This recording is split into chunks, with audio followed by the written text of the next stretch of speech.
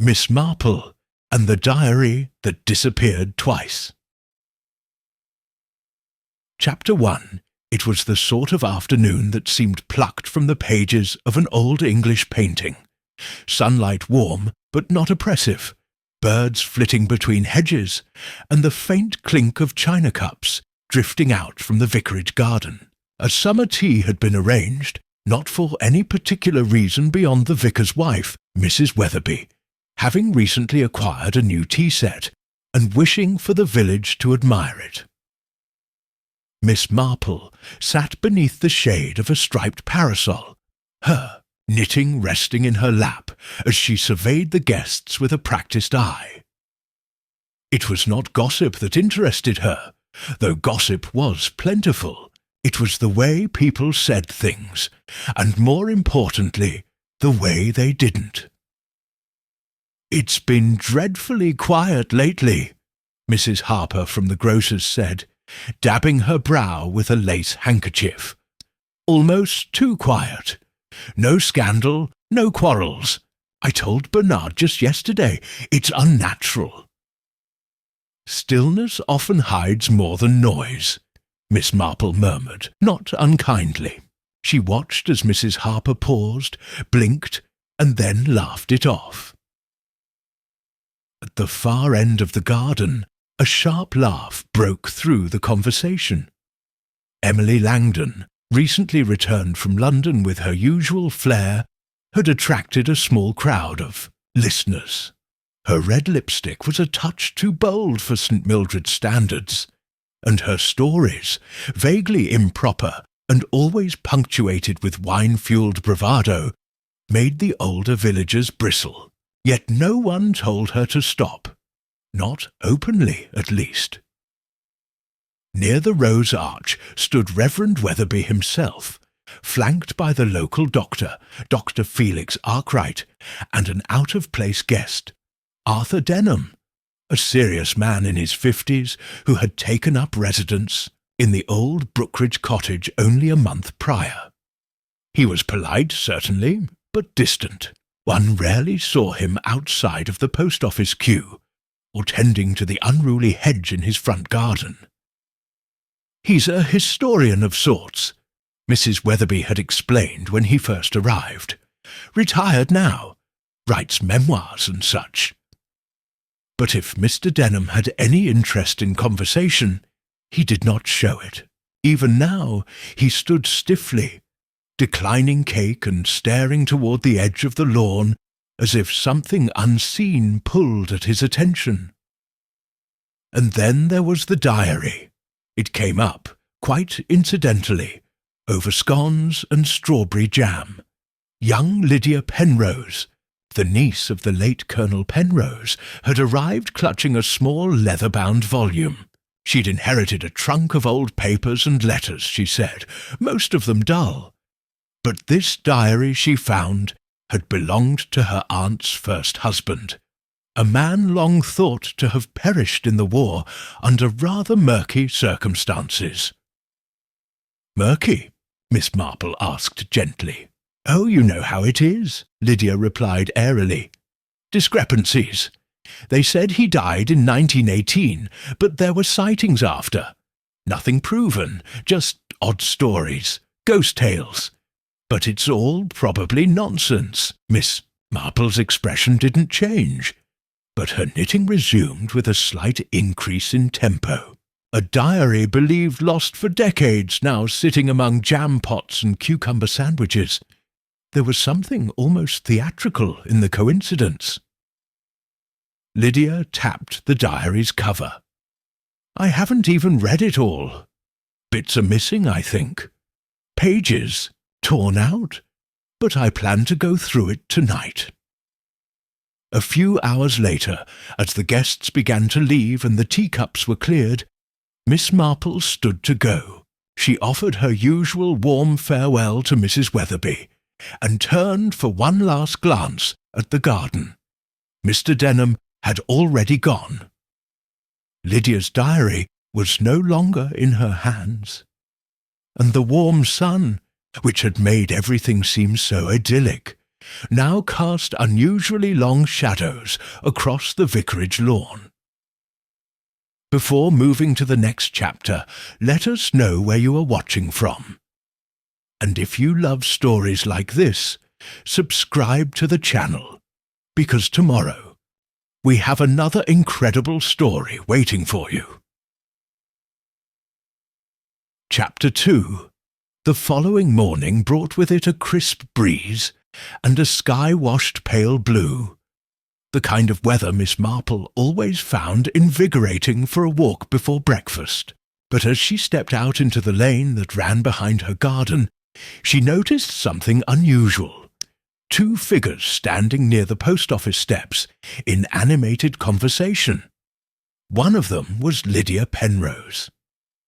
She was still dressed in yesterday's yellow cardigan, her hair not quite tamed, and her tone barely hushed.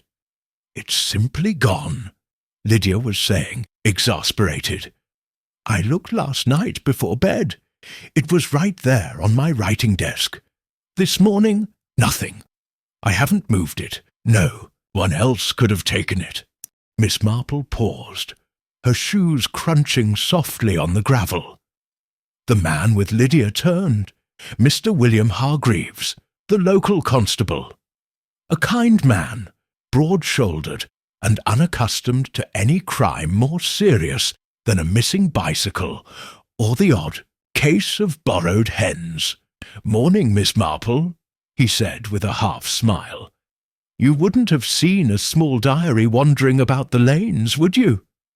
"I'm afraid not," Miss Marple replied mildly. "Though diaries don't usually vanish on their own, do they?" Lydia crossed her arms. "I didn't even open it again. I meant to last night, but I fell asleep early. This morning the drawer was open and the diary was gone." "Any sign of a break-in?" Miss Marple asked. "No." Lydia hesitated, "but the window latch was loose. I might have forgotten to secure it." Constable Hargreaves scribbled something into his notepad, as if to make the incident feel more official. "Could be nothing, could be a prank, or you've just misplaced it." "I didn't misplace it." Lydia's voice hardened. "Someone took it." Miss Marple said nothing, only adjusted the strap of her handbag. There was something in Lydia's manner, a mix of indignation and subtle unease that did not suggest carelessness. The diary had meant something to her, and to someone else, apparently. She continued her walk, but her mind lingered. 2 disappearances. First, the diary lost for decades, then recovered, however briefly, and now vanished again, almost as if it had never existed. By mid-afternoon, the news had trickled down to every corner of St. Mildred's. At the grocer's, Miss Hartley whispered behind the bread counter. At the chemist's, old Mrs. Frimble declared it a warning from the beyond. And at the churchyard, 2 elderly groundsmen speculated whether Lydia's uncle had truly died in the war at all. Back at her cottage, Miss Marple poured a cup of chamomile and reread a letter she had received weeks ago from her nephew Raymond. It had nothing to do with diaries or mysterious disappearances, merely his thoughts on modern poetry, but it helped her think. She often found that allowing her mind to wander helped it return more focused. She was interrupted by a knock. It was Dr. Arkwright. "Miss Marple," he said with the faintly impatient air of a man uncomfortable with uncertainty. "May I have a moment?" She gestured him inside. "I won't keep you long," he said, taking the armchair without waiting to be asked. "It's about yesterday's gathering, about Arthur Denim." Miss Marple lifted an eyebrow. "He came to me last week, you see, complaining of headaches, poor sleep. He wanted something to calm the nerves. Odd for a man of his discipline." "Odd?" Miss Marple agreed gently, but not unheard of. He didn't say what was bothering him, Arkwright continued, but I got the sense it was more than health, the kind of anxiety you can't medicate away. Did he mention the Penrose family? She asked lightly. Arkwright blinked. Now that you mention it, he did ask about Brookidge Cottage's previous occupants.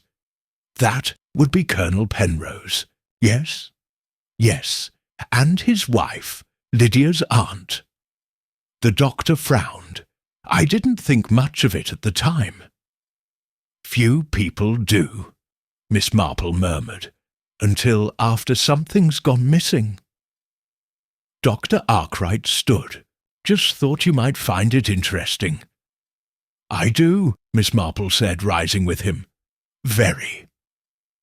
After he left, she returned to her seat and stared out the window towards the village green.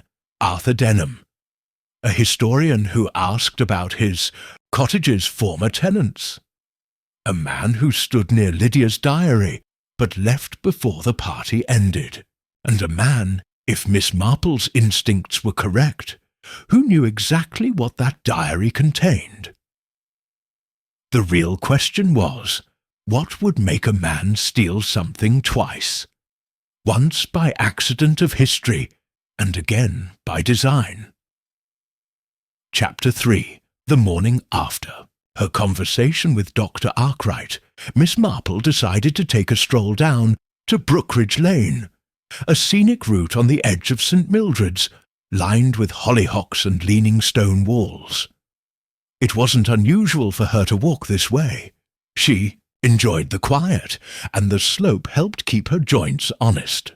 But today, her walk had purpose. Brookidge Cottage sat near the bend, modest and somewhat neglected, despite Mr. Denham's recent occupation. The shutters on the north side still hung crooked, and weeds clung to the edges of the front path. Yet the brass knocker had been polished, and the hedges trimmed with an exactness that suggested a man of habit, if not warmth. What caught Miss Marple's attention, however, wasn't the cottage itself. It was the figure standing at the gate. The woman was tall, perhaps in her 40s, dressed in a tailored brown coat despite the mild weather.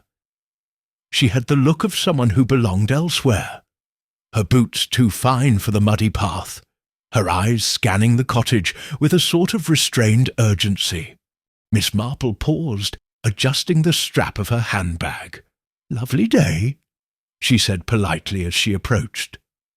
The woman startled, then nodded. "Yes, it is. You're not from St. Mildred's, I think." "No," the woman replied. Her voice clipped. "Just passing through." Miss Marple smiled. "People rarely pass through Brookidge Lane unless they've a reason." The woman hesitated. "I'm looking for someone. Arthur Denim. Do you know if he's in?"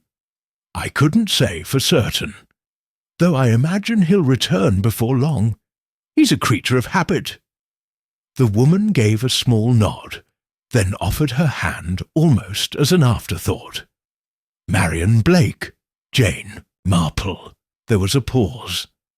"I used to know Mr. Denim," Marian said, eyes fixed on the cottage door.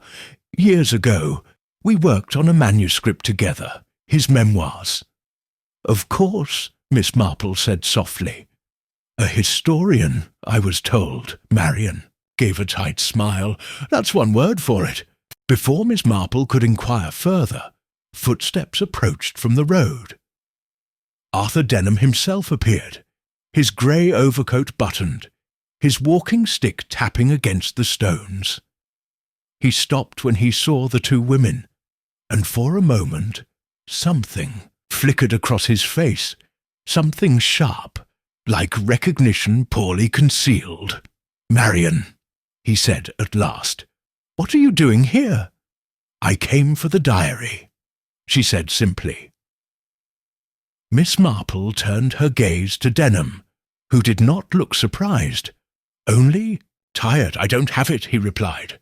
"I never had it. Marian didn't move. I don't believe that." Denim's jaw tensed, and Miss Marple, ever the observer, noted the way his hand tightened on the cane. Not anger, precisely, more like resolve cracking at the edges. "Whatever," it said. Marian continued.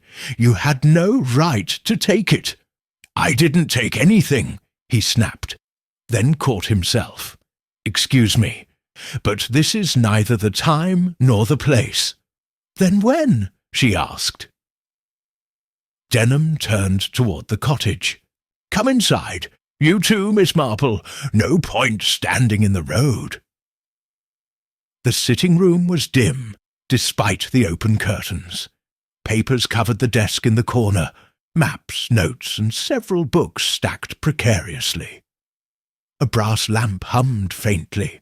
Miss Marple took the smallest chair, watching as Denim and Marian sat across from each other, neither looking entirely comfortable. "I knew Colonel Penrose," Marian said abruptly. "Not well, but enough. I helped Arthur piece together his wartime records." "He didn't die when they said he did," Denim muttered. "So the rumours were true?" Miss Marple asked gently. Denim hesitated. "Not entirely. Penrose was declared dead in 1918, but evidence suggests he was seen alive in the spring of 1919. The diary might have confirmed it, or disproved it. Either way, it was valuable." "But now it's missing," Miss Marple said. "And I didn't take it," Denim repeated. Miss Marple studied him for a moment. "May I ask why you moved to Brookidge Cottage?" He looked at her then, really looked at her, as if realizing for the first time that the elderly lady with the pleasant voice might not be so easily misled. "It belonged to Penrose," he said. "After his death, his widow sold it. I wanted to be close to the history or the secrets," Marian said coldly.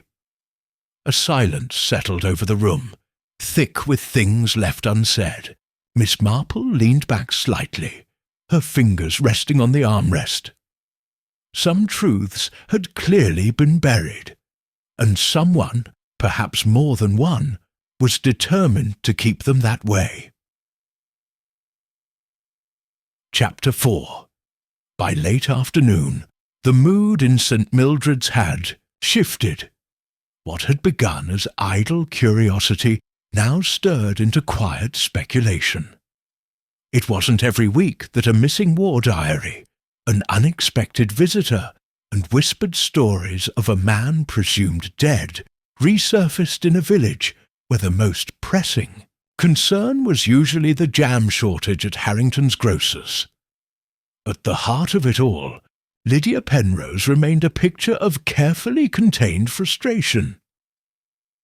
"I don't see why people are acting like I lost a crown jewel," she said to Miss Marple, as they sat in Lydia's sunlit drawing room. "It's just a diary."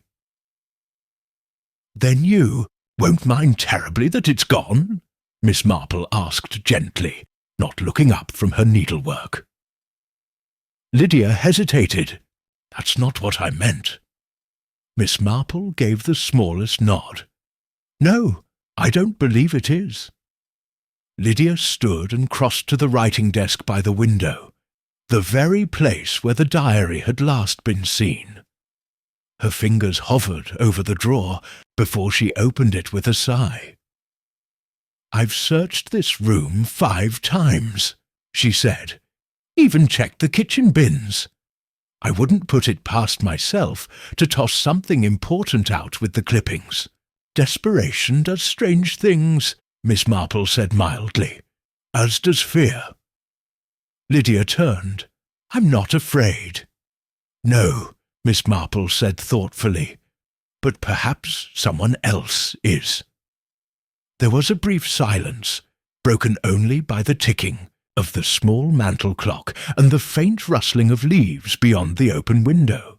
A horse clip-clopped past on the lane, pulling a delivery cart from Bramble and Sons.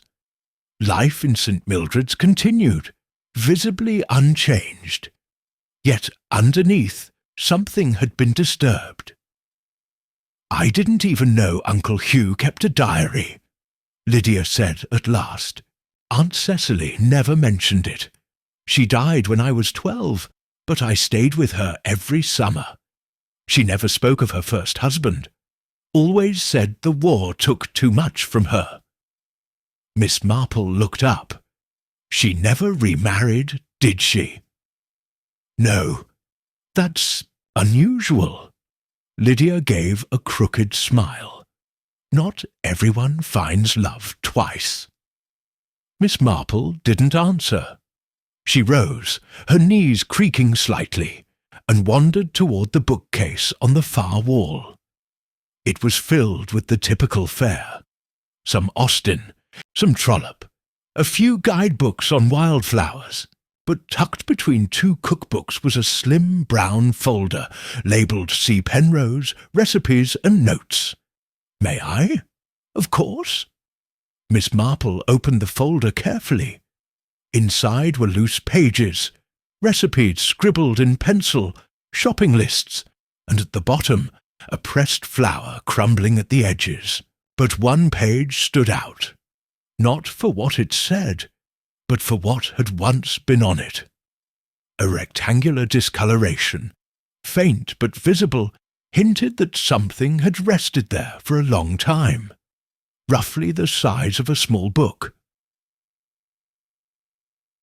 "Do you keep this folder here often?" Miss Marple asked. "It's always been there. I hardly look through it." Miss Marple nodded. "And yet it appears something rested here for quite some time. Something that was recently removed." Lydia crossed the room, her brow furrowed. "You think the diary was here?" "It's a possibility," Miss Marple said. "Or perhaps something else worth hiding." Before Lydia could reply, there was a knock at the door. She opened it to reveal Marian Blake. "I'm not staying," Marian said quickly. "I just wanted to ask, when did your aunt die?" 6 years ago, Lydia replied, puzzled. "Why?" Marian's mouth pressed into a thin line. "Because Arthur Denham's first draft of his memoirs mentioned her. That was 8 years ago. Then suddenly, in the second draft, she vanished entirely." Miss Marple's eyes narrowed slightly. "A revision with omissions is always more interesting than one with additions." Marian met her gaze. "I think Denim knew something about Cecily's past, and he didn't want it known." Lydia's face had gone pale. "But why?" No one answered. Instead, Miss Marple folded the brown folder shut with a delicate hand. "I think," she said quietly, "we ought to speak to someone who remembers Cecily before the war. Before she became Mrs. Penrose." "Who?" Lydia asked. Miss Marple's eyes twinkled faintly. "Miss Grayson, of course, the church archivist. She remembers everyone and forgets nothing unless they wish her to." Outside the wind shifted. Somewhere in the hedgerow, a magpie let out a sharp caw. And in the quiet that followed, it felt, for the first time, that someone was listening. Chapter 5. The Church of St. Mildred. The peacemaker sat at the village's highest point, its stone spire casting a long, watchful shadow across the rooftops as the late afternoon sun dipped behind the hills. Below the bell tower, tucked beside the vestry, was a squat annex room lined with wooden cabinets and musty ledgers. Home to the parish archives, and, more importantly, to Miss Eleanor Grayson. Miss Grayson was small, alert-eyed, and spoke with the slow deliberation of someone who chose her words as carefully as she alphabetized records. She had never married, never left the village, and never, it seemed, forgotten a single detail about anyone worth remembering. She looked up from her desk as Miss Marple entered. "Jane," she said, in a tone that suggested she had been expecting her all along. "Eleanor," Miss Marple returned with a warm nod. "I wonder if you might help me recall a woman you likely knew better than most. Cecily Penrose." Miss Grayson leaned back in her chair. "Before she was Penrose," she said, "she was Cecily Ward, daughter of the vicar here, Reverend Ambrose Ward." "Yes," Miss Marple said, "and she lived here before the war. All her life. A clever girl, quiet, taught piano for a while, always had a hand in the Sunday teas, left for London during the war, Red Cross, I believe, but came back. Changed. In what way?" Miss Grayson paused. There was a sadness in her, a watchfulness. People said she'd lost a sweetheart overseas, but she didn't speak of him. Just married Hugh Penrose and settled into Brookidge Cottage as though nothing before had ever mattered. Miss Marple folded her hands. "Do you know who the sweetheart was?" No one was certain. Rumours, of course. Some said he wasn't English at all. A foreign officer, Belgian perhaps. Others whispered worse things, that she'd been involved with someone already married. You know how people talk. "Yes," Miss Marple said, "but they rarely invent where there's no fire." Miss Grayson reached into a drawer and pulled out a slim index book, thumbing through it until she found a yellowed slip of paper. "Ward family listing. Cecily, born 1894. No mention of any engagement before Penrose. But there's something odd." She turned the page toward Miss Marple. A penciled note in the margin read, "See correspondence file, March 1920, reference revocation of memorial." "A memorial?" Miss Marple asked. "Yes. After the war, families submitted names of the fallen for the brass plaque in the nave. Cecily initially submitted a name, one not from this parish, but then asked for it to be removed. Said it had been a mistake." Miss Marple leaned closer. "Do you recall the name?" Grayson hesitated. "I believe it was J. Deschamps, or something like it, a Belgian surname," Miss Marple murmured. "And not one seen in St. Mildred's, I imagine." "No," said Miss Grayson, "not once, before or since." Miss Marple sat back, eyes thoughtful. "Did Cecily keep close friends?" "Not after her return," Miss Grayson said. "She became very private. Polite, always, but guarded. Even her marriage was formal. I don't recall seeing them laugh together." "Would she have shared a secret with anyone, a personal one?" Miss Grayson was silent for a moment. Then, "There was a woman named Agnes Bell. They volunteered together during the war. Agnes came to visit once a year, always in May. Stayed no longer than a day or two. After Cecily passed, she stopped coming. I tried to write her, but the letter came back. No forwarding address. Do you recall where she lived? Somewhere near Exeter, I think. She never said much, but I do remember her once leaving behind a photograph." Miss Marple's eyes brightened. Miss Grayson turned to a wooden chest behind her desk and rummaged through its contents. After several quiet moments, she emerged holding a small envelope. "Here." Miss Marple took it carefully. Inside was a faded photograph, sepia-tinted, edges curled. It showed two young women in uniform standing in front of a hospital tent. One, Clearly, Cecily wore a half-smile. The other, taller, angular, must have been Agnes. But what drew Miss Marple's attention wasn't them. Behind the two women, almost blurred into the background, stood a young man. He wore a Belgian uniform and held a cap in his hand. He was looking at Cecily. Not the camera, just her. Miss Marple slid the photo back into the envelope. "I may need to speak with Agnes Bell," she said softly. "If you can find her," Miss Grayson replied. "She vanished rather neatly." Outside, the church bell struck 5. The sound echoed through the empty nave and down the quiet lanes of the village. And somewhere, Miss Marple thought, the past was shifting.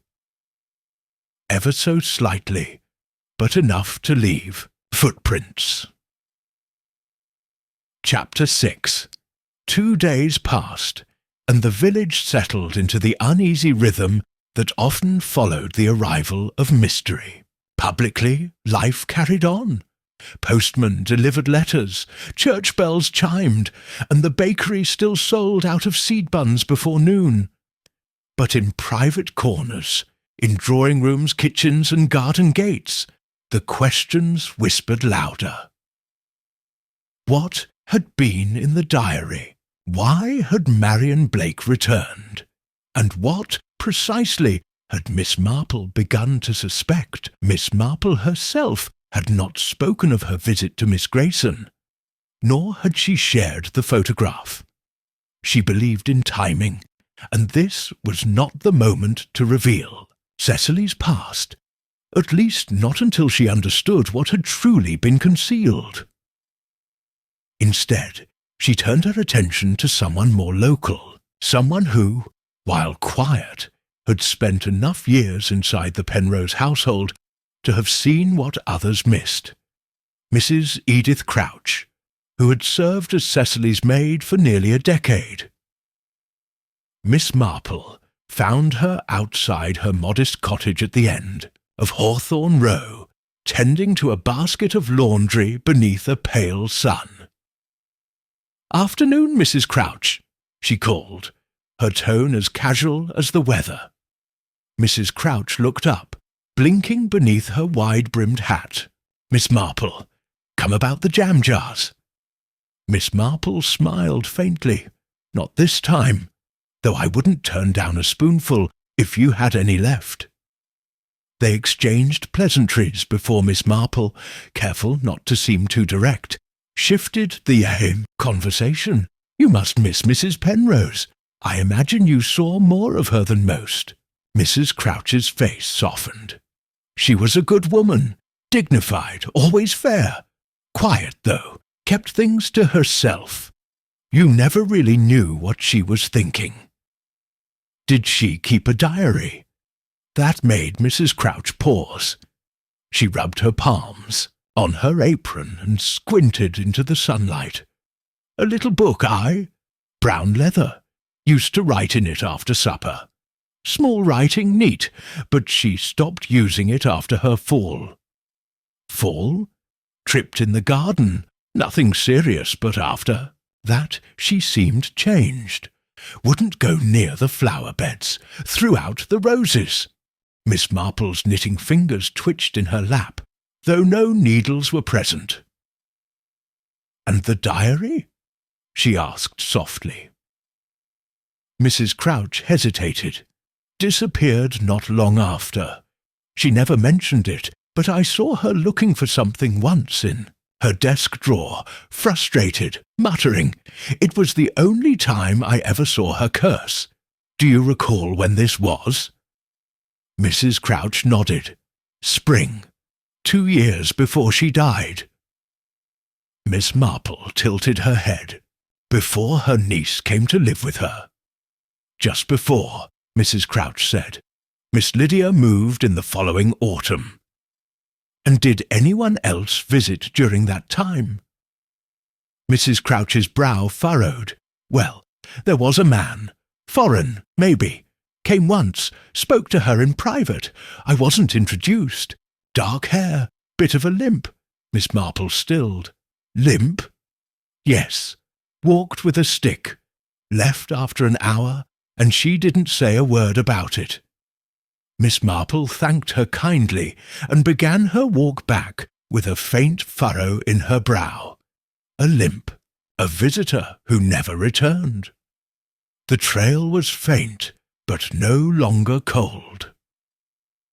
At the corner of the green, she spotted Constable Hargreaves speaking with Reverend Weatherby.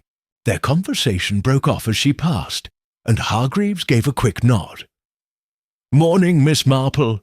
Thought you should know. We received a letter this morning. From Exeter." "Did you?" He pulled a folded sheet from his pocket. Addressed to Lydia Penrose. No return address. Postmarked 3 days ago. Inside, no note, no signature, just this. He handed her a single creased sheet. It was a page torn from a leather-bound book. Miss Marple turned it over. There was handwriting in faded ink. Small, tight, deliberate. The language was French. A woman's voice. Il ne reviendra pas. Mais je garde son secret. Même si cela me coûte mon nom. He will not return, but I will keep his secret, even if it costs me my name. Miss Marple folded the page, her mind already stitching threads. The diary, it seemed, had not disappeared completely, but someone, somewhere, was choosing which pieces remained. Chapter 7. By the time the sun dipped behind the hills, casting amber light across the rooftops of St. Mildred's, word of the mysterious letter had already seeped into village corners like steam from a kettle. No one had seen the postman deliver it, and the envelope, plain, unmarked, offered no comfort. What troubled people most, though, was not the page itself, but the idea that someone still possessed the rest. That evening, Miss Marple sat in her parlour with the page resting atop the mantel. The fire crackled gently, casting long shadows that danced along the walls. She reread the words for the 3rd time, mouthing the French softly to herself. He will not return, but I will keep his secret, even if it costs me my name. Who was he? Whose name had been protected? And more pressingly, who had decided to reveal just one piece now? There was a knock at the door. Not the postman, not at this hour. Not the vicar, whose visits were always announced. Miss Marple rose slowly, smoothing her cardigan, and opened the door. It was Arthur Denim. He looked more haggard than she remembered. Collar askew, eyes shadowed. He held his hat in one hand and a bundle of folded papers in the other. "Miss Marple," he began, then stopped, seeming to reconsider every word before saying it. "May I come in?" She stepped aside without comment. Once, inside, he remained standing, as if unsure how long he'd stay. His gaze flicked briefly to the page on the mantel. "You've seen it?" "I have," Miss Marple replied. "Did you send it?" "No." He ran a hand through his thinning hair. "But I believe I know who did." She waited. "I think Marian has more than she's letting on," he said finally. "She was with me when I began writing the first version of the memoir. She typed my notes, saw everything. She helped me organize my research into the Penrose family." "She also disappeared from your second draft," Miss Marple said, her tone light but unmistakably pointed. Denim grimaced.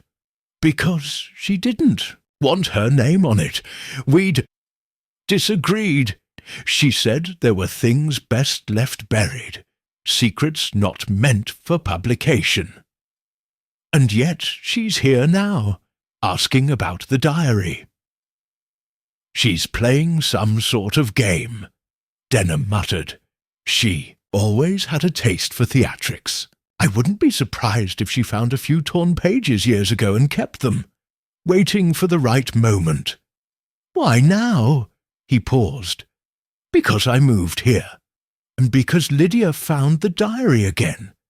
It's all connected. Miss Marple tilted her head. Do you still deny taking it? I didn't, he said firmly. But I believe someone wanted me to place the suspicion neatly. He reached into his bundle and withdrew a letter. It was older, creases worn deep, ink slightly, faded. He placed it on her table. It's from Cecily, sent to me anonymously 5 years ago. She didn't sign it, but I recognized the handwriting from her earlier correspondence. She warned me off Brookidge, said I should abandon the memoir, that if I published certain things, people would be hurt. Miss Marple scanned the letter.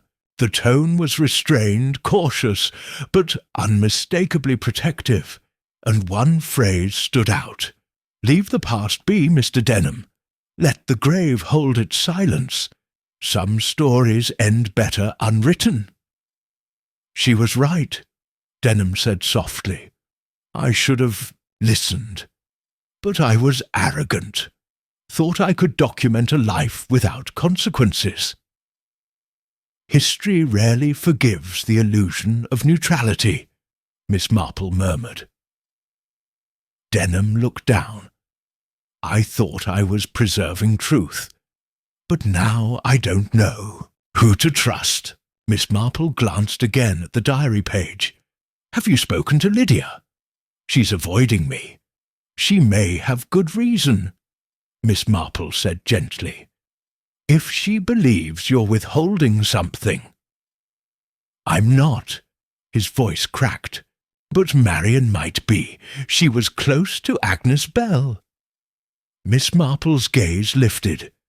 You never mentioned that before. I didn't know until yesterday, he said. I found a letter from Agnes among Marian's old files, tucked between drafts of my chapters. She and Agnes corresponded during the war. So Marian might have known the full story all along. Denim nodded. And she's decided to release it, bit by bit. Miss Marple stood, walking slowly, toward the hearth.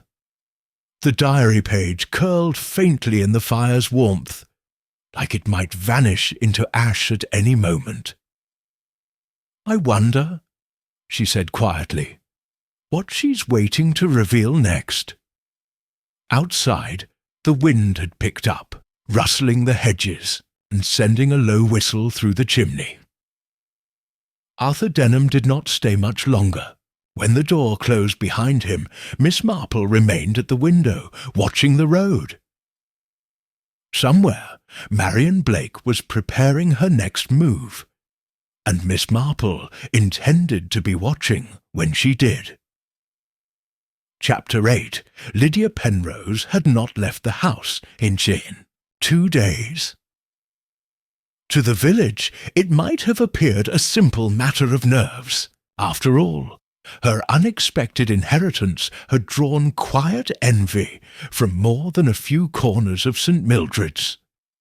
Now, with whispers swirling about a vanished diary, anonymous letters, and foreign names buried in parish history, some imagined she was simply trying to avoid scandal, but the truth was far less convenient. Lydia was afraid, not of ghosts or gossip, but of a feeling she couldn't quite name, that something had been started long ago by people now gone, and it had returned. And whatever it was, it had its eyes on her. She stood in the attic now, lantern in hand, dust curling around her ankles like smoke. The attic at Brookidge. Cottage had always been a curious space, steep-pitched, dry, oddly silent. Her aunt had never allowed her up here as a child. Too many wasps, Cecily used to say, though Lydia never saw a single one. She had come looking for something, anything, that might connect her aunt to the letter she had just received.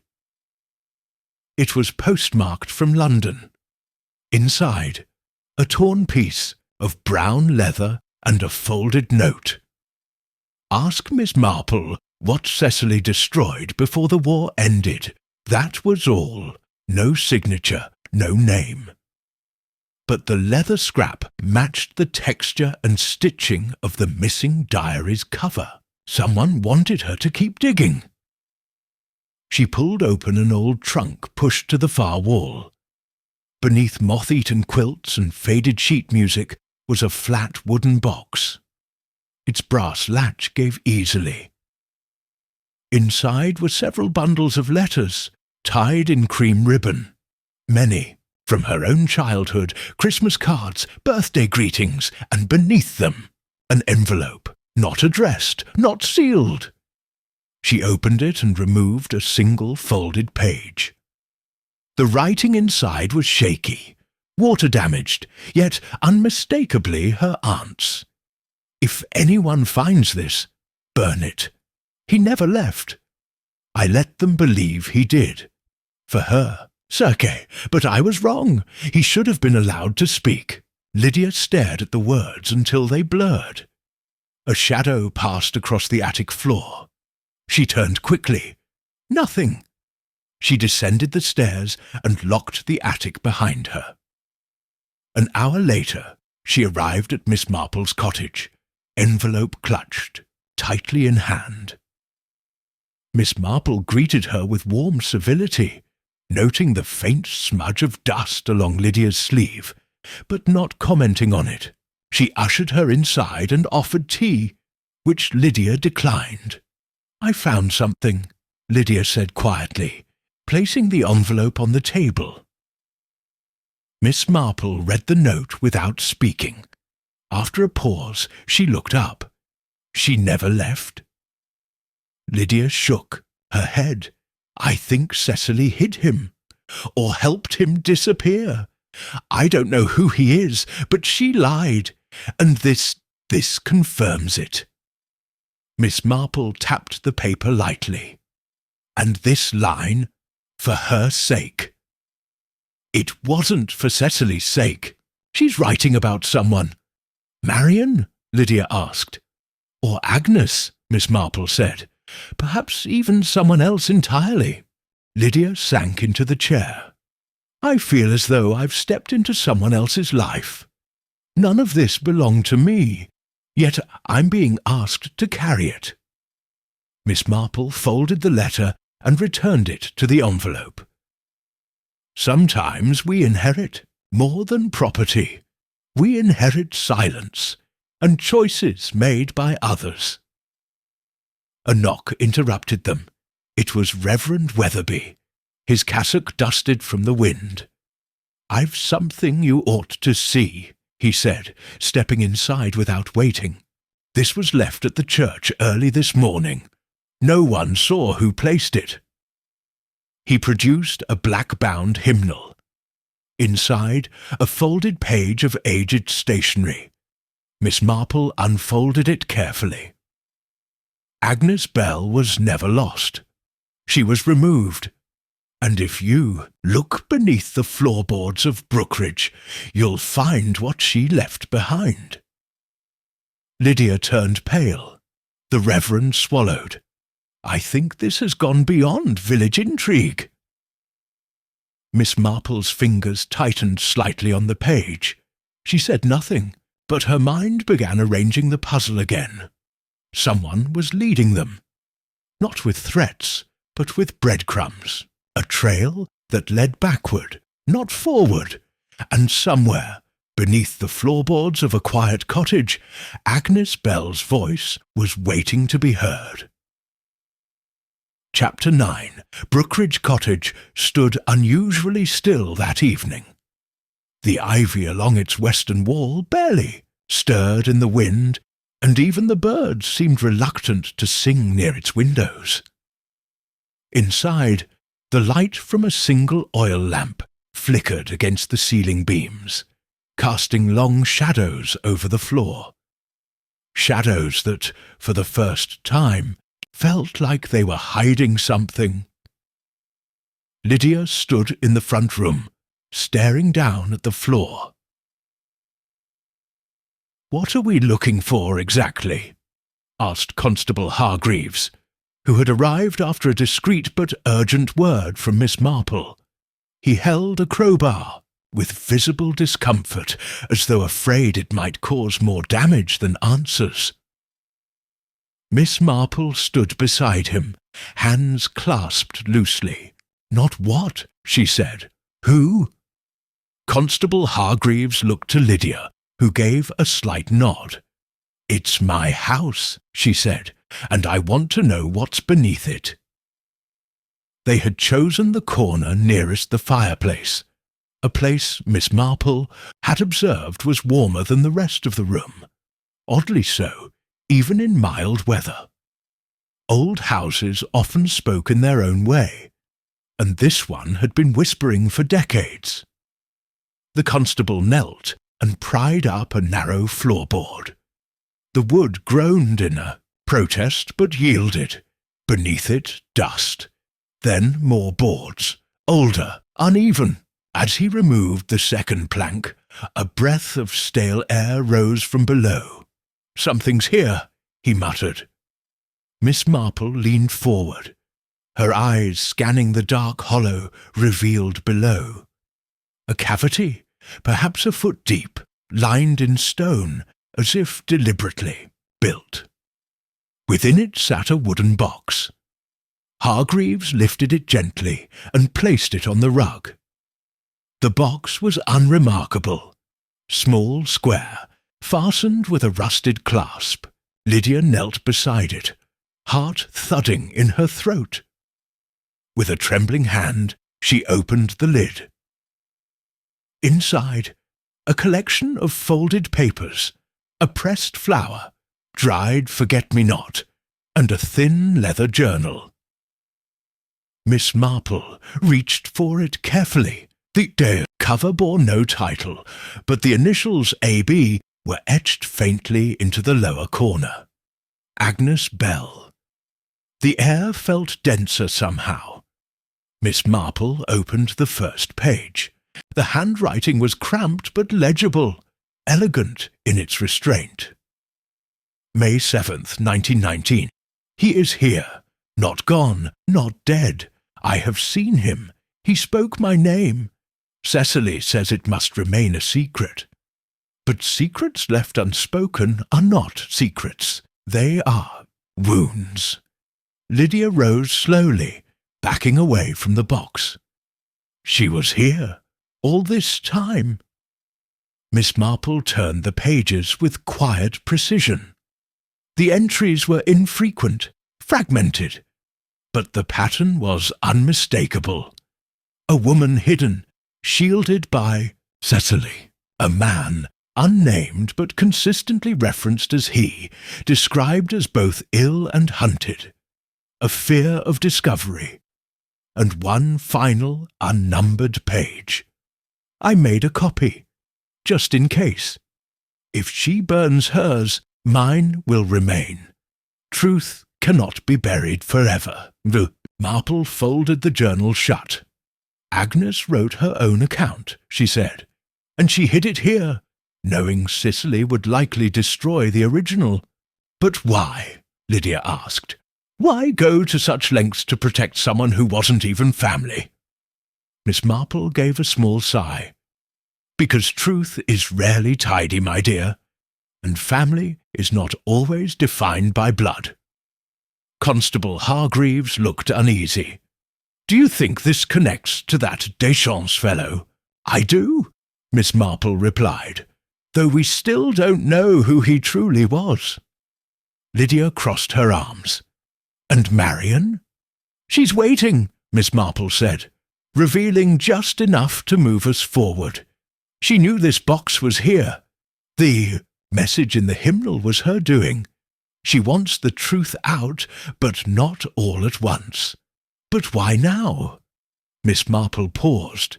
Because she knows time is running out, and because guilt, like truth, has a way of surfacing, whether invited or not. Outside, the last of the evening light vanished, and with it the illusion that Brookidge Cottage held no more secrets. They had found Agnes's voice. But the question lingered still. Who had silenced her? Chapter 10. The next morning broke with low mist curling across the fields, muffling the edges of the village. St. Mildred's seemed to hold its breath, as though the discovery beneath Brookidge Cottage had shifted more than just dust and floorboards. In her parlour, Miss Marple sat with the journal of Agnes Bell open across her lap. She had already read it twice, once slowly, then again with the eye of someone trained to see what others skimmed past. The entries were riddled with subtle omissions, names replaced by initials, dates half-written, and key moments described, in metaphors too poetic for coincidence. Agnes Bell had been clever, cautious. She wrote not just to preserve a truth, but to survive it. A soft knock at the door broke her concentration. It was Marian Blake. She looked different from the woman who had first appeared at Brookidge. Her hair tied back, face pale, eyes flickering with something close to regret. Miss Marple studied her for only a moment before gesturing her inside. Marian entered without speaking. She glanced briefly at the journal on the armrest, then lowered herself into the wingback chair with the air of someone preparing to confess, though not yet certain how much to give away. "I saw the lights at Brookidge last night," she said. "I assume you found it." "We did," Miss Marple replied. "Agnes left behind more than memory." Marian nodded. "I thought she had." "You sent us there," Miss Marple added. "The hymnal, the message. You knew where to look." Marian didn't deny it. "I knew about the box. I helped her hide it." There was a beat of silence. "She was your friend?" Miss Marple asked. Marian's mouth twisted slightly. "She was more than that, but in a time when words like that weren't safe. She loved Cecily, fiercely, but Cecily was bound to propriety. Agnes knew that, and still she stayed." "And the man?" Miss Marple asked. "Deschamps." Marian's eyes dropped. Jean Deschamps wasn't dead, not in 1918 as the record claimed. He deserted, disappeared after a nervous collapse near the end of the war. Cecily met him while volunteering in France. Agnes, too, but it was Cecily who helped him return, unofficially. She hid him at Brookidge for over a year, and the authorities, they suspected. That's why Cecily staged his disappearance, spread a story about a failed return trip and a drowning off the coast. Agnes recorded it all in her journal, quietly. She never trusted how much of it Cecily would burn. Miss Marple studied her, and what became of him? Marian didn't answer immediately. Her hands tightened on the arms of the chair. One night he was gone. No note, no warning. Cecily claimed he fled again, frightened by a letter she received. Agnes, she wasn't convinced. "You think someone forced him out?" "I think someone made him disappear. Permanently." "Monsieur." Marple said nothing for a moment, then asked quietly, "Do you believe Cecily was involved?" Marian's voice dropped to a whisper. "I don't know. I've tried to believe she wasn't. But when she began destroying letters, burning papers, urging Agnes to forget, it changed everything. Miss Marple rose and moved to the window. Outside, a crow picked its way across the garden path, dark feathers bright in the misty light. "You've sent clues," she said, still facing the glass. "Why not simply tell the truth?" "Because truth without proof sounds like bitterness," Marian replied, "and I'm tired of being dismissed." Miss Marple turned back. "So, you wanted us to uncover it on our own?" Marian's eyes shone just briefly. It needed to be found, not handed over. Miss Marple returned to her seat and folded her hands. "You've done your part, Miss Blake, but there is still one question unanswered." "What's that?" Miss Marple's gaze was steady. "If Deschamps was murdered, who buried him?" The room fell quiet. Marian stood slowly, brushing a crease from her coat. "You're clever, Miss Marple. Clever enough to see what I couldn't." She reached the door but paused before opening it. Agnes didn't vanish. She was silenced. There's a difference.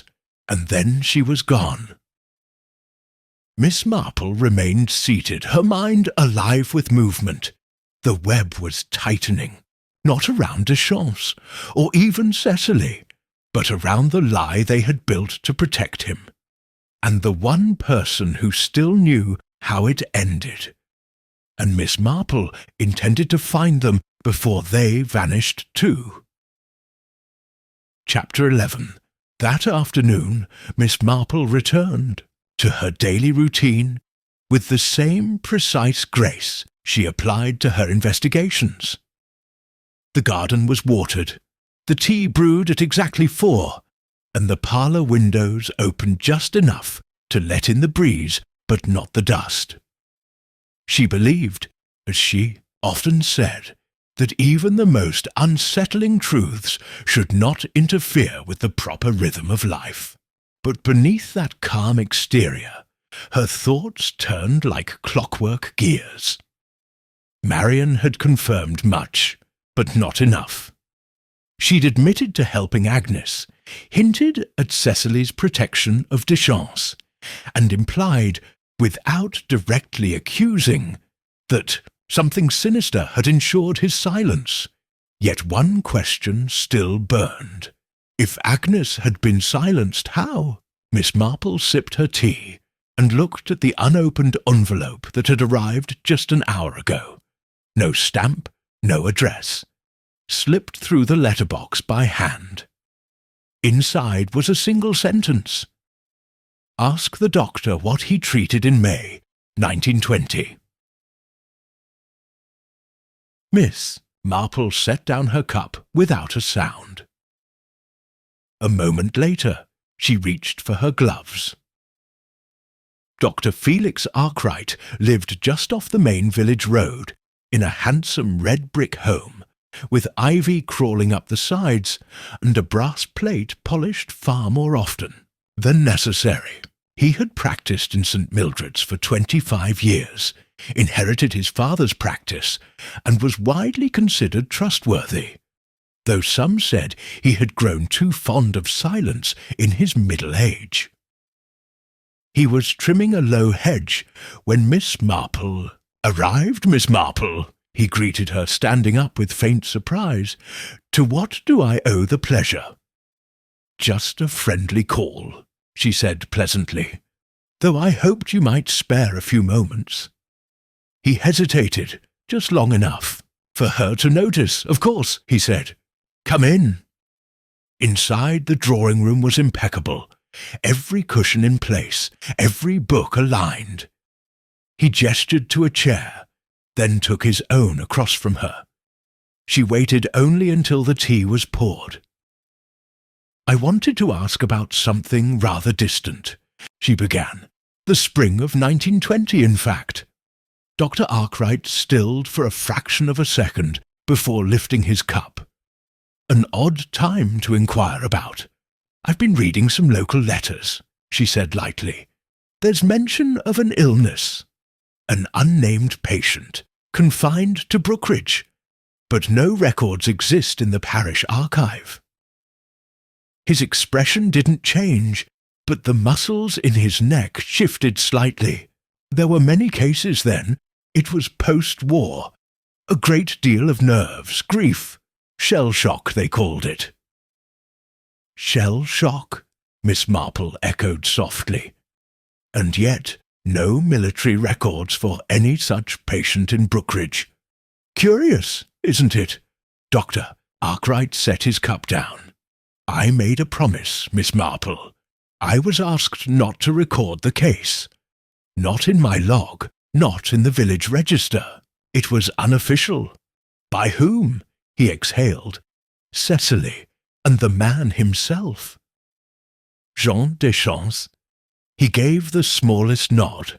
"I didn't know his name at first," he admitted. "He came to me under another. Frail, nervous, couldn't sleep, had nightmares. Cecily said he'd seen too much. I treated him quietly." "Was he dangerous?" "No. Broken, maybe, but not violent. He was afraid, always afraid." "And Agnes?" she asked. The doctor's gaze dropped to the floor. She was the only one who calmed him, stayed beside him when Cecily couldn't. He trusted her. "But something changed." Arkwright hesitated. "Yes, there was an incident. One morning, he was gone. Cecily claimed he'd fled in the night. But, she came to me 2 days later with a bruise on her wrist and asked for laudanum. Said she'd fallen." Miss Marple's eyes sharpened. "And Agnes?" "Vanished that same week. Sent word through a telegram, never returned. No one saw her leave." Miss Marple sat back. "A man gone. A woman vanished. And a patient who had left no official record." "Why didn't you report any of it?" she asked. "I was young," Arkwright said bitterly. "Too proud, too afraid of making a scandal. Cecily was respected. I believed her, or chose to." Miss Marple rose gently. "Belief can be a dangerous substitute for truth." He followed her to the door, then paused before opening it. "There's one more thing," he said. "About that bruise. It was shaped oddly, like fingers, but reversed, as if someone had held her back, not attacked." Miss Marple blinked. "Held her back from what?" "I've wondered ever since," he said quietly, "and I've never had the courage to find out." Outside, the wind rustled through the ivy as Miss Marple stepped onto the path. She knew now. Someone hadn't silenced Agnes Bell through violence. They had restrained someone else from stopping what happened to her. And that meant there had been a witness, still alive, still silent, and Miss Marple intended to find them. Chapter 12. The following morning, Miss Marple rose earlier than usual. There was no particular reason, at least none she voiced aloud, but her mind had been unusually restless through the night.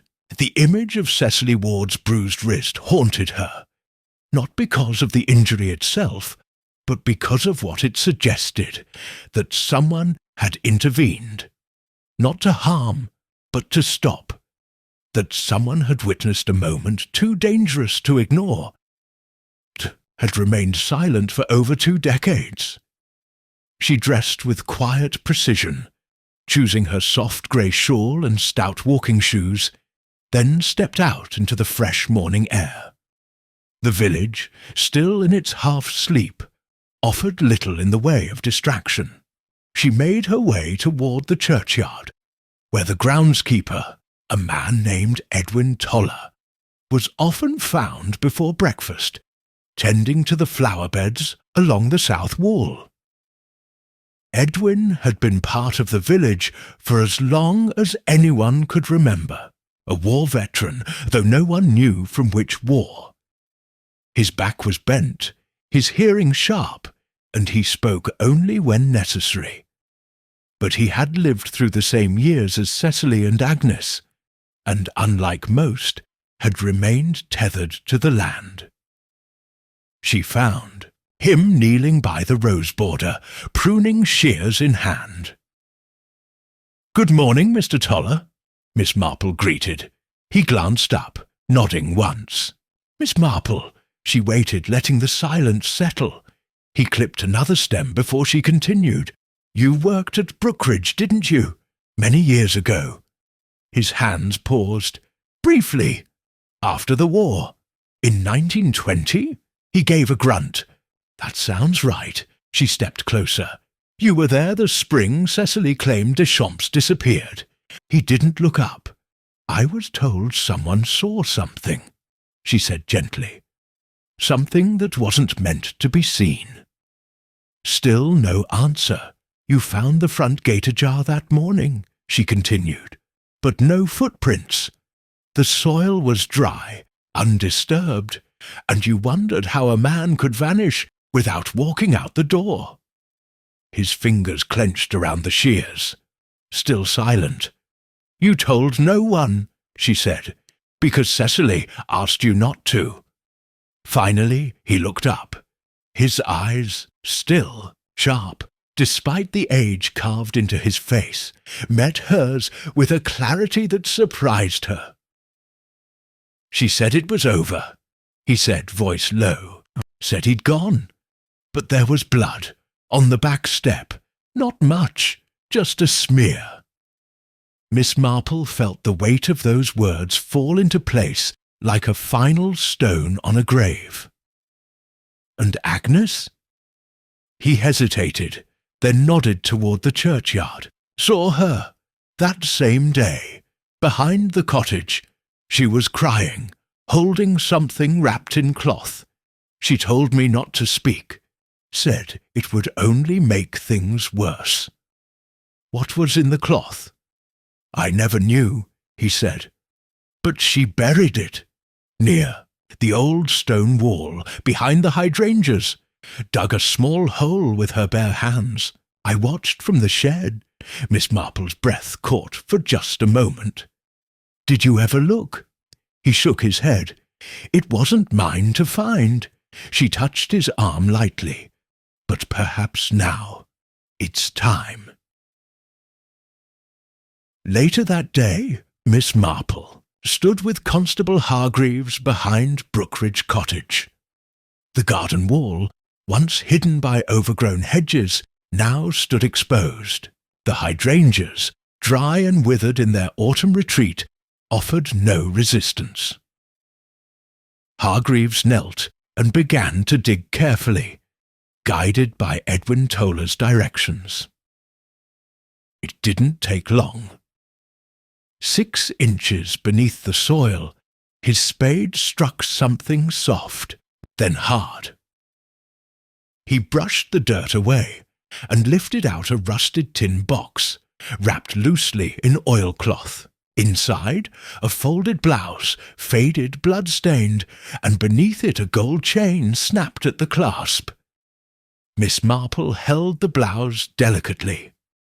"Not Agnes's," she said. "Cecily's. This is the missing piece." Lydia, who had arrived only minutes earlier, stared down at the objects. "She buried the truth," she said softly. "Agnes tried to save it."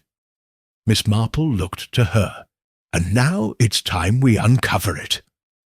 For the first time in days, Lydia didn't look afraid, only determined.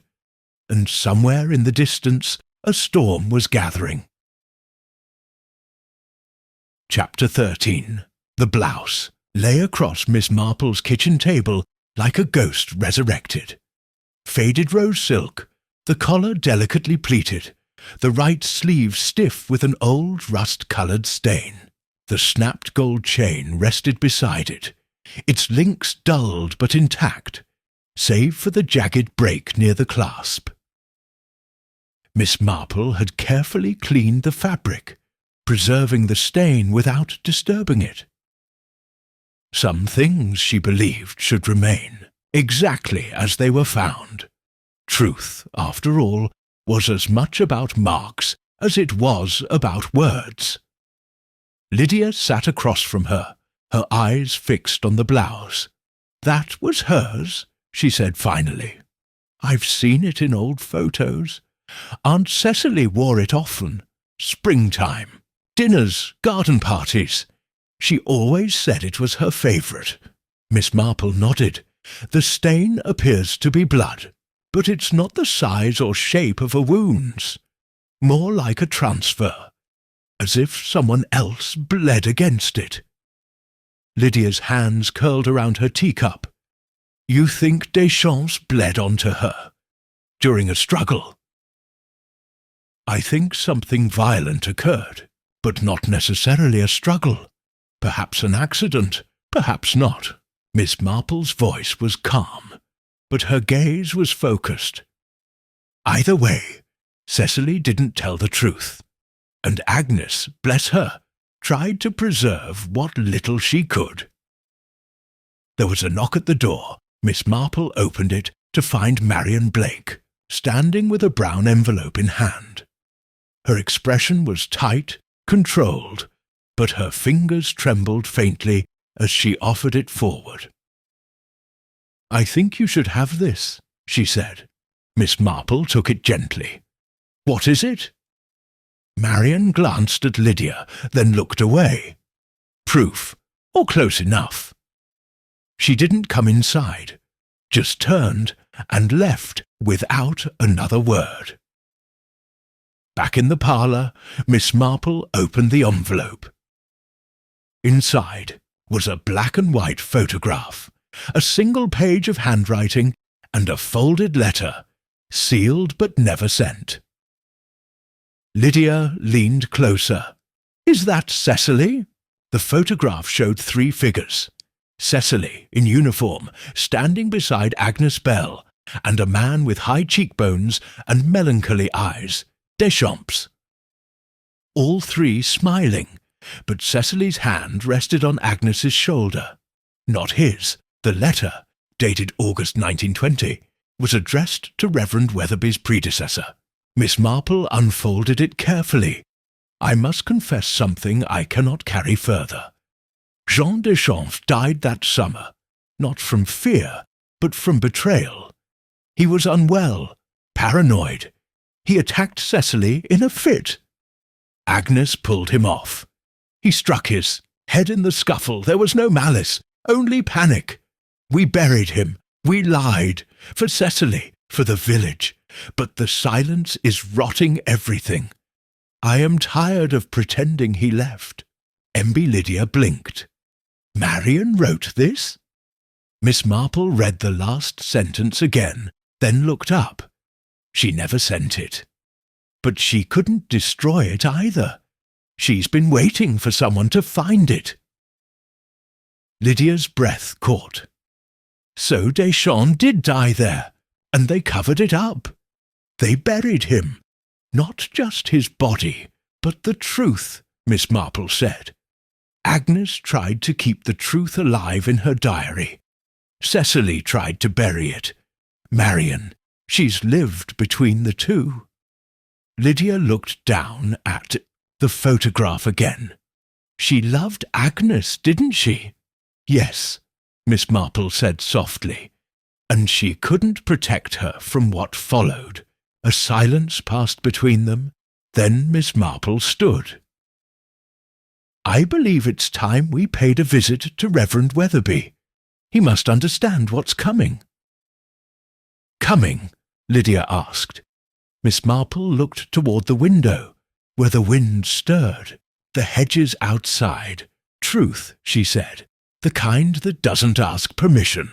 And beneath her words, an old clock ticked steadily, counting down the hours to a reckoning long delayed. Chapter 14. The Reverend Jonathan Weatherby had served St. Mildred's for nearly 15 years, and in that time he had blessed infants, buried old soldiers, and calmed the odd village quarrel with sermons on forgiveness and temperance. But he had never received two women on a damp Thursday afternoon bearing a decades-old confession and a blood-stained blouse. Miss Marple and Lydia Penrose sat in his study, the small fireplace flickering with uncertain warmth. The brown envelope, now opened and laid bare on the desk between them, had darkened the room more than the overcast skies ever could. Reverend Weatherby ran a hand through his greying hair and let out a long, uneven breath. "This letter," he murmured, tapping Marian Blake's confession with a shaking finger. "How long have you had this?" "Only since this morning," Miss Marple replied. "She left it with me willingly. I believe she's done protecting ghosts."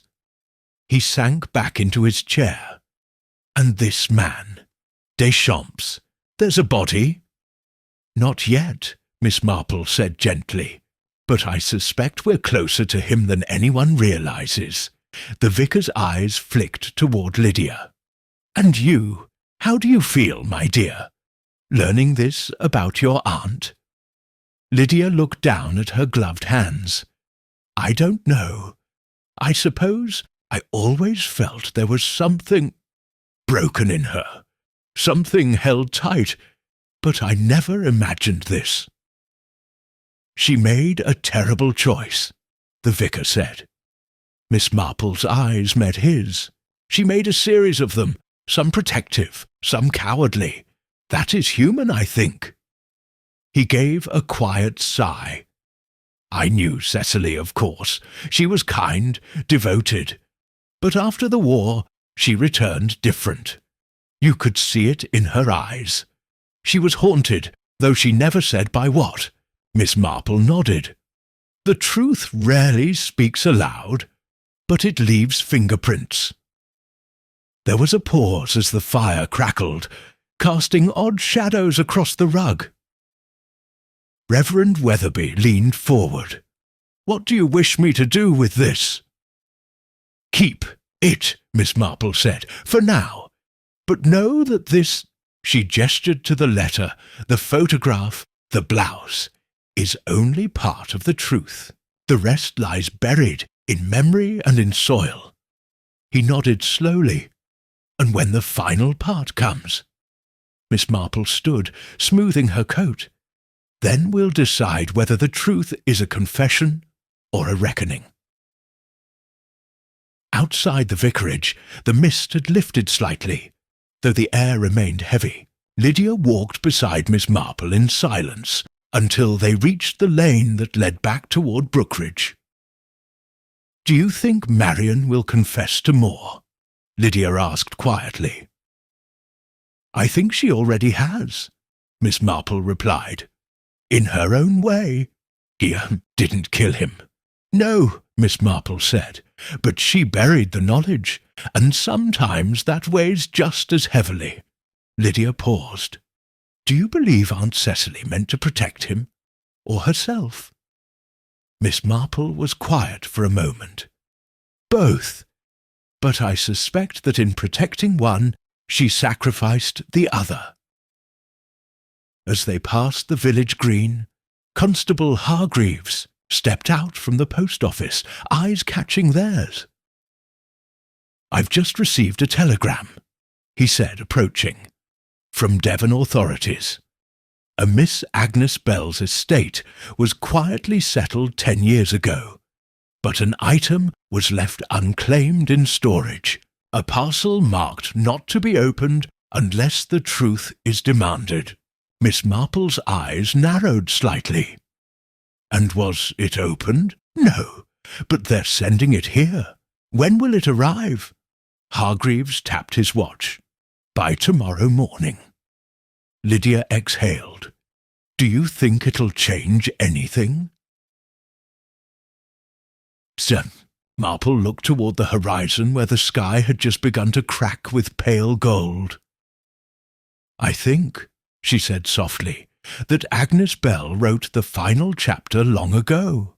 We've only just caught up." Chapter 15. The morning began with a hush, a pause in the wind, a lull in the village chatter, as if the very air around St. Mildred's had grown expectant. At precisely 9:30, a knock came to Miss Marple's door. When she opened it, the postmaster himself stood on the step, cap in hand, holding a brown-wrapped parcel bound with twine and sealed with a red wax stamp that had cracked at one edge. "Arrived from Devon," he said, "registered to a Miss A. Bell, but no recipient listed, just a tag reading, 'To be opened by the one who understands.'" Miss Marple took it carefully, her eyes narrowing. "Thank you, Mr. Harris." She brought the parcel inside and placed it on her writing table. Lydia, already seated near the window, leaned forward. "This is it," she whispered. "This has to be it." Miss Marple didn't answer immediately. Her fingers brushed the wax seal, then slipped beneath the twine with a small, precise blade.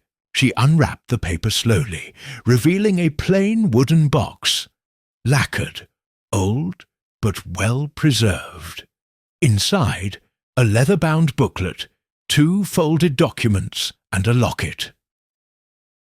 Miss Marple opened the booklet first. It was a confession, neatly written, dated May 1921. "To whoever reads this, I did not kill Jean Deschamps, but I helped hide the truth. I have kept this account separate from my diary, in case the rest is destroyed. I want someone, someday, to know what really happened in the house that night." Agnes's voice, preserved in ink, was calm, reflective. She detailed the evening with painful clarity. Jean's descent into paranoia, his belief that he was being followed, that someone from his regiment would come for him. Cecily tried to soothe him, but he lashed out, grabbing her, shaking her violently. Agnes intervened.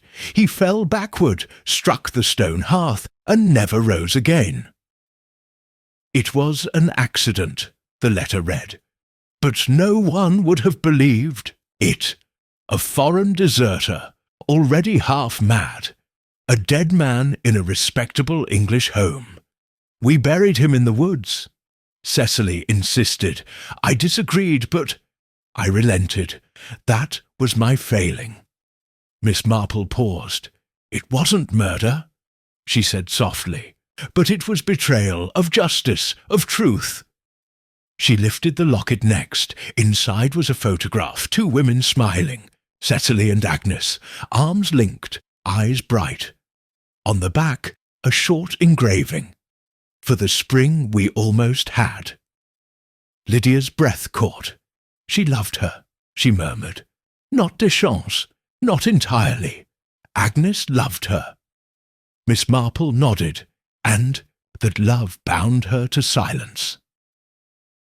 She turned to the final document. It was a crude map, drawn in ink on parchment. A clearing in the woods behind Brookidge, a tree marked with an ex-burial site. "They didn't leave him beneath the floorboards," Lydia said quietly. "They took him outside.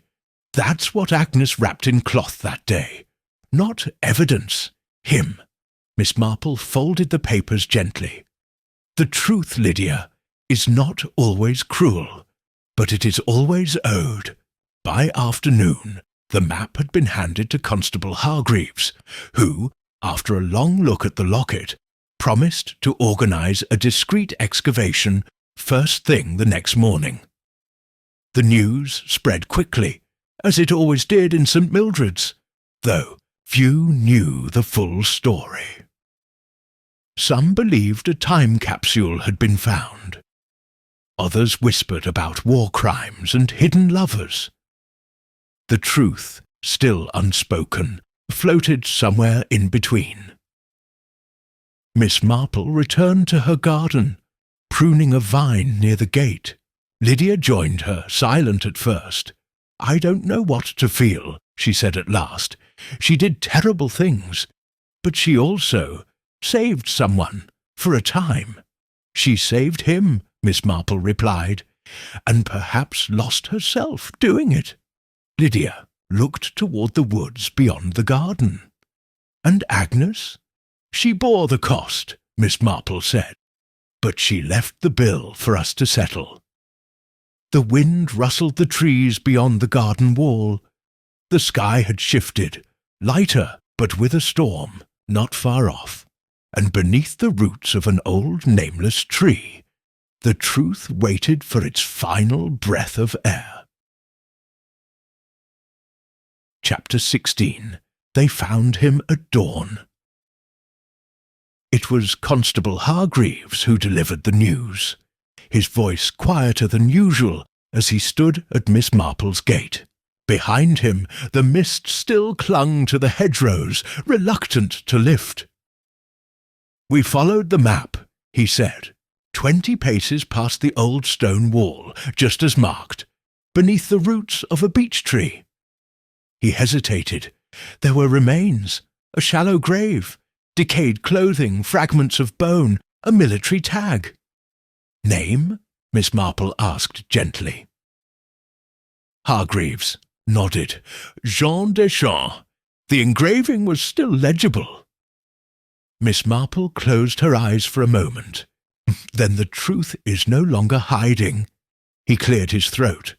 "Dr. Arkwright is helping with the formal report. We'll keep it quiet, as you suggested. Officially, an unregistered war grave.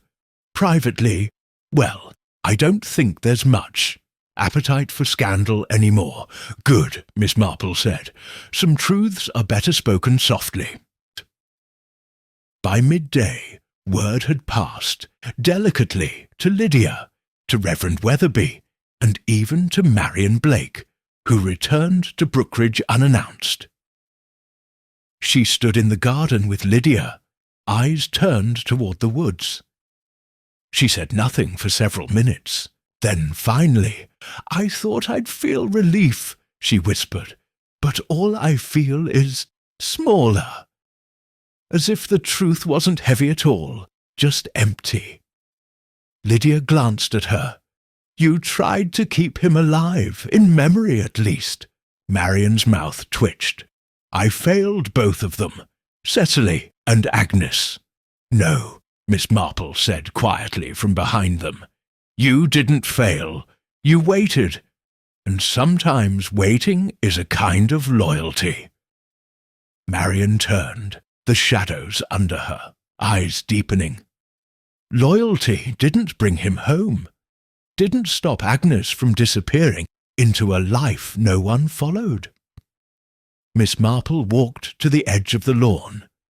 But it gave her a voice again, and that is something. They stood in silence for a while, listening to the rustle of leaves where the truth had once been buried. Later that evening, Miss Marple returned to her cottage alone. She boiled the kettle, set out a single cup, and opened the window slightly, letting in the cool air. She had seen many things in her life, crimes born of greed, of jealousy, of hatred. But this one, this long unfolding knot, had been born of care. Twisted, yes, misdirected, but never without purpose. She reread Agnes Bell's confession once more, noting the line she had missed before. "I don't blame Cecily. She did what she thought love demanded. But love, like war, always leaves something behind." Miss Marple stared at those words for a long time. Outside, the village had settled. Lamps flickered in cottage windows. The vicar's bell chimed 6, and the wind began to rise, soft but insistent. She closed the booklet and folded her hands. The diary had disappeared twice, once to protect, once to condemn, and now, finally, to reveal. And as the evening deepened, Miss Marple knew the case was almost closed. But one conversation remained, and it would not be a comfortable one. Chapter 17. Evening had fallen soft and clear over St. Mildred's.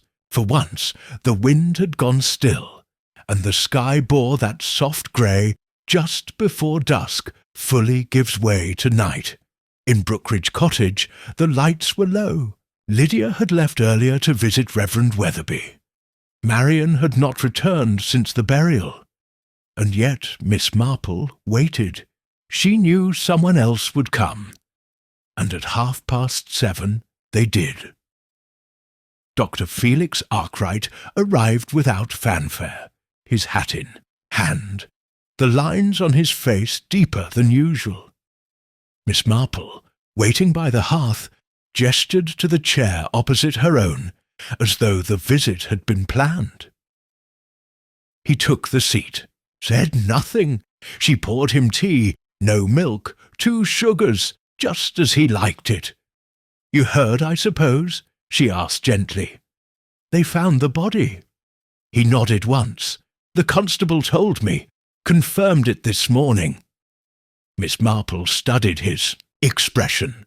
There was no surprise, only something heavier. "I imagine it's difficult," she said, "living with the suspicion that something terrible may have happened, and that you might have stood too far back to stop it." He looked up sharply, but not with anger, with recognition. "I thought I could forget," he said. "Time lets. You believe that. But memory is only patient, not gone." Miss Marple placed her cup down. "You knew it wasn't just an accident." "I suspected," he murmured.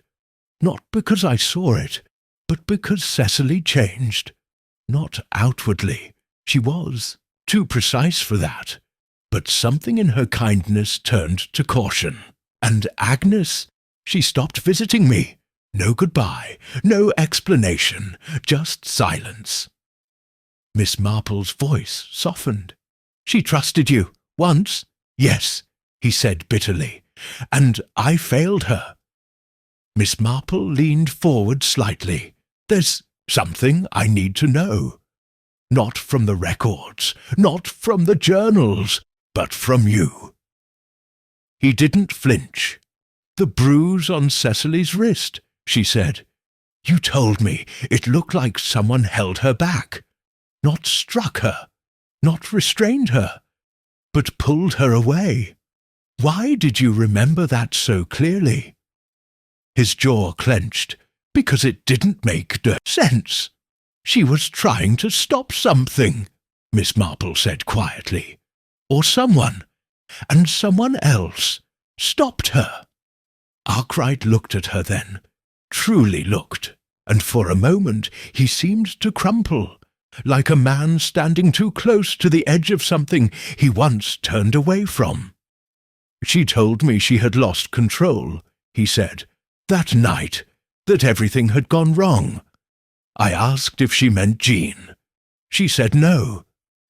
Miss Marple tilted her head. "Then who?" Arkwright's voice dropped to a whisper. "Agnes." Silence filled the room. "She didn't say it outright," he continued, "only that Agnes had done something she couldn't take back, that she buried what was left. For both their sakes, I didn't press. I wanted to believe it was grief speaking." Miss Marple's gaze didn't waver. "Do you believe Cecily delivered the fatal blow?" Arkwright hesitated. Then slowly, "No, I believe Agnes did, in panic, in defence. But I believe Cecily hid it, to protect her. And Marian?" He exhaled. "She never knew the whole of it, only that something had gone wrong. I think Cecily kept her at a distance, fearing she'd see too much." Miss Marple's fingers folded gently over her lap. "Then we must decide," she said softly, "whether truth must serve justice or peace." Arkwright gave a hollow laugh. "You've always had a way of making impossible things sound inevitable. She smiled faintly. That's only age and clarity. He stood to go, but before he left, he paused at the door. She wasn't evil, you know, Cecily, just terrified of what war does to people, of how much of it followed her home. Miss Marple nodded once. War doesn't always leave bodies. Sometimes it leaves decisions. When he was gone, she stood at the window, watching the lane. She now knew the final shape of things, the violence, the protection, the silence that followed. But what remained was not guilt, it was grief, and what to do with it.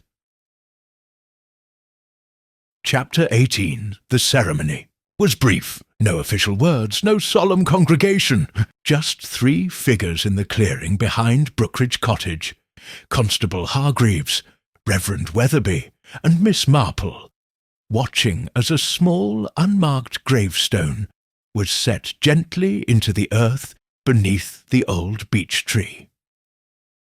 It bore no name, only a date.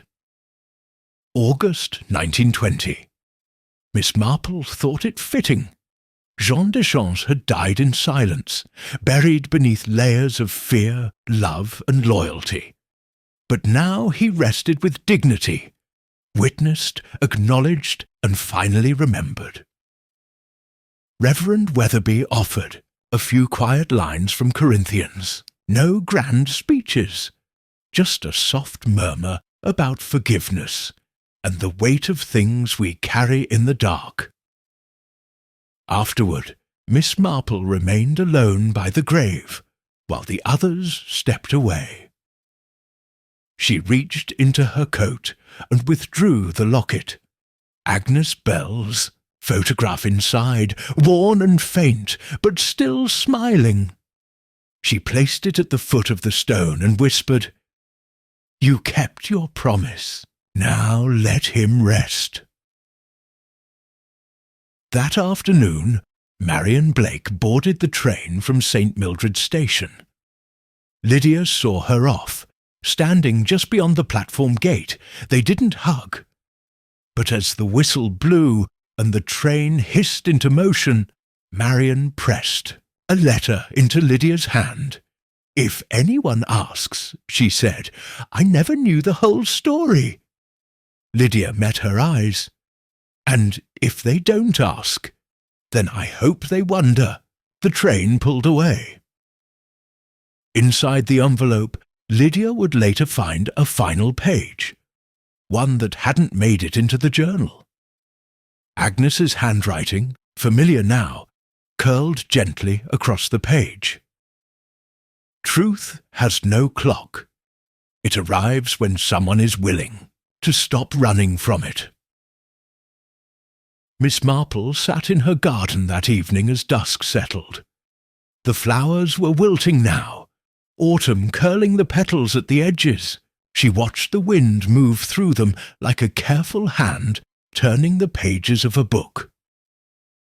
Lydia arrived just after sunset, her footsteps quiet on the garden path. "I think it's finished," she said softly, sitting beside her. Miss Marple nodded. "It is." They didn't speak for a while. Then Lydia asked, "Will there be consequences? Legal ones?" Miss Marple stirred her tea. "Perhaps, but I suspect the passage of time, the absence of malice, and the presence of understanding will be enough." Lydia exhaled. "I don't know if I forgive her, my aunt, for keeping this from me." "You don't have to," Miss Marple replied. "Forgiveness is not required, only the willingness to go on." A faint breeze lifted through the hedge, rustling the roses. "And what about you?" Lydia asked. "You never said what you believed about Cecily, about Agnes." Miss Marple's eyes softened. "I believe they both loved deeply," she said, "and fear made them make terrible choices, but not cruel ones. That matters. Lydia sat back, watching the stars begin to pierce the velvet sky. "She left me the house," she said, "but I think it was always hers." "No," Miss Marple said gently, "it's yours now, because you stayed and you listened." The next morning, Miss Marple received a final envelope. This one from the county coroner's office. Inside was a copy of the official report. Deceased, Jean Deschamps. Cause of death, cranial trauma, consistent with a fall or accidental blow. No evidence of foul play beyond concealment. It was, Miss Marple thought, the most honest verdict bureaucracy could provide. She folded the report and tucked it away. Outside, the village carried on. Children chased bicycles through the square. A delivery cart rattled past the bakery. The world, as always, resumed, and in a small churchyard beneath a beech tree lay a man whose name had once been erased, and now remembered. The end.